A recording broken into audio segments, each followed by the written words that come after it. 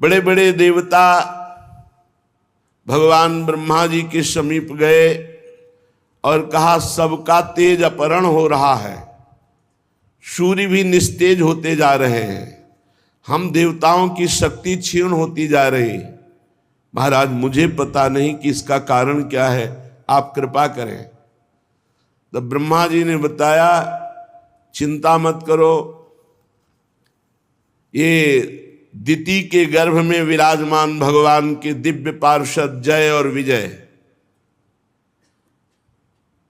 वही अमंगलकारी रूप आचरण करने वाले जब प्रकट होने की भावना कश्यप जी ने बताई तो दिति ने रोक लिया। 100 वर्ष हो गए, प्रसव ही नहीं होने दिया। ये सनक सनंदन सनातन सनत कुमार के शाप से जय विजय दिति के गर्भ में विराजमान है। देख लो, भगवत प्रेमी महात्माओं का अपराध करने पर वैकुंठ से भी नीचे पतन हो गया, जो कदापि ऐसा शास्त्रों में नहीं पाया गया। वैकुंठ में प्रवेश पाने के बाद फिर इस जगत में आना नहीं होता। यद गत्वा न निवर्तन्ते तद धाम परमम मम। लेकिन धाम में भी भगवत प्रेमी महात्मा का अपराध बन गया तो जय विजय को 3 जन्म के लिए दैत्य भाव असुर भाव से इस भूतल पर आना पड़ा।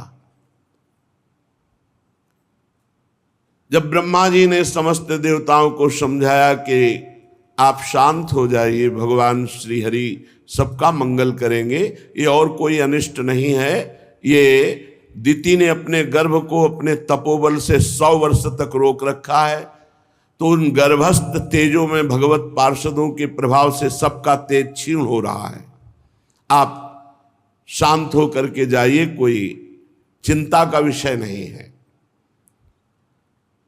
ब्रह्मा जी के कहने से अंधकार का कारण जानकर देवताओं की शंका निवृत्ति हुई और वो पुनः अपने अपने स्थान को लौट गए। इधर दिति को अपने पतिदेव के कथनानुसार पुत्रों की ओर से भारी अमंगल की आशंका थी। ये सृष्टि का अमंगल कर देंगे, ये भगवान के विमुख हैं, ये भगवान से वैर करेंगे, ऐसी आशंका से 100 वर्ष हो गए। गर्भ को गंभीरता पूर्वक धारण की, इनको हम आने ही नहीं देंगे बाहर। फिर जब कश्यप जी ने आदेश किया ऐसा उचित नहीं है, सब लोगों का वैसे ही अमंगल हो रहा है, पति की आज्ञा का पालन करते हुए उन्होंने जो तपोबल से रोके हुए थी प्रसव किया। यमज पुत्र उत्पन्न हुए, जुड़वे। जो ही उनका जन्म हुआ, जन्म होते ही स्वर्ग पृथ्वी अंतरिक्ष में भारी उत्पात पैदा होने लगे। पृथ्वी कंपायमान हो गई, दिशाओं में आग लग गई, बिजलियां तड़प कर गिरने लगी, आकाश में अनिष्ट सूचक धूमकेतु पुच्छल तारे प्रकट हो गए, बार बार भारी तूफान उठने लगा, जो वृक्षों को उखाड़कर धूल भरी आंधी, बिजली जोर जोर से चमक रही है, घटाएं सघन रूप धारण करके गर्जना कर रही, सूर्य चंद्र आदि का तेज लुप्त हो गया, कहीं कुछ दिखाई नहीं दे रहा, घोर अंधकार जन्म लेते ही जो दिति के गर्भ में विराजमान है महान तेजस्वी यशस्वी भगवान श्री हरि के पार्षद ही है। बड़ी खलबली मच गई, चंद्रमा के आसपास मंडल बैठने लगे, गीदड़ उल्लुओं की भयानक आवाज, कुत्ते गर्दन उठाकर भूंक रहे हैं, झुंड के झुंड गधे अपने कठोर खुरों से पृथ्वी को खोद रहे, रेक रहे, बड़ा अशुभ। गौएं डर गई, गौओं के दुग्ध की जगह रक्त निकलने लगा, देव मूर्तियां कंपायमान पसीना और आंसू निकलने लगे।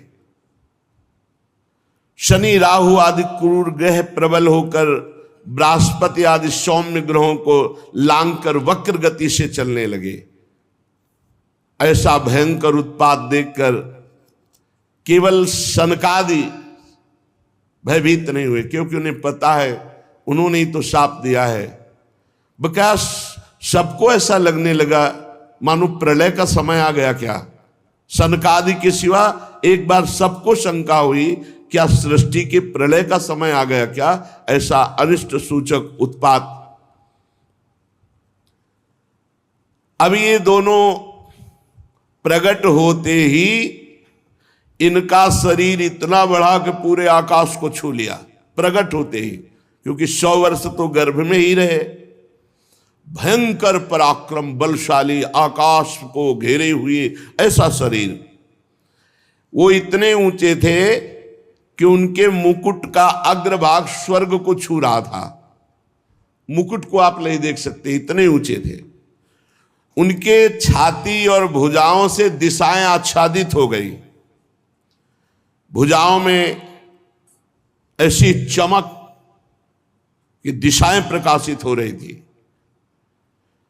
अब जे भी उन्होंने पृथ्वी पर कदम रखा तो ऐसे भूकंप आ गया, पृथ्वी कांप गई। कश्यप जी ने मंगलाचरण किया। बड़े भारी तपस्वी कश्यप जी हैं। नामकरण संस्कार किया। उनमें से जो दिति के गर्भ में पहले स्थापित हुआ उसका नाम हिरण्यकश्यप, और जो दिति के गर्भ से पहले निकला उसका नाम हिरण्याक्ष। स्थापित हुए हिरण्यकश्यप पहले और प्रकट हुए हिरण्याक्ष, इसलिए बड़े भाई हिरण्याक्ष माने गए।